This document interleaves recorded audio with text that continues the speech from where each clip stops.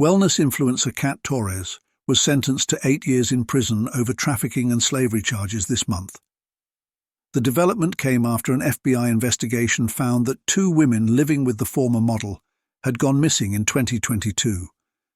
Followers who later became the target of Torres's coercion have also accused her of sexually exploitation, enslavement, and imprisonment. She was on the cover of magazines.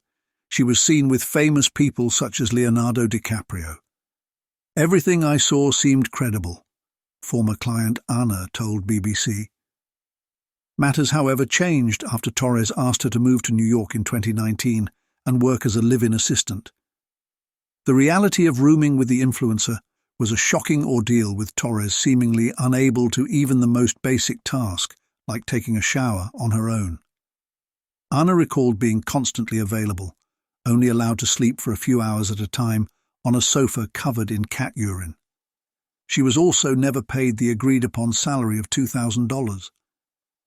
It was shocking because the house was really messy, really dirty, didn't smell good. Now I see that she was using me as a slave. She had satisfaction in it. I felt like, I'm stuck here. I don't have a way out. I was probably one of her first victims of human trafficking, she told the publication. Torres eventually came under scrutiny after Desiree Freitas and Leticia Maya moved to live with Torres.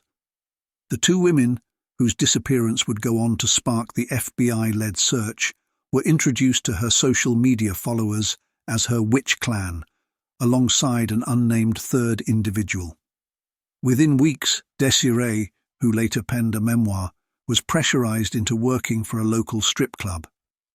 Torres reportedly asked her to repay all the money spent on her flights and accommodation, and threatened to curse Desiree for not following orders. A manager from the strip club also told the BBC that she worked extremely long hours on all 7 days of the week. She was eventually coerced into swapping the strip club for work as a prostitute. The women also lived under a strict set of rules, forbidden from interacting with each other and requiring permission to even use the bathroom. Their passports and other documents remained with Torres, and they were required to immediately hand over all earnings. Human traffickers aren't always like in the movies, where you have a gang that kidnapped people. It's far more common that it's someone you trust, Detective David Davol told the BBC. For more updates, subscribe our channel.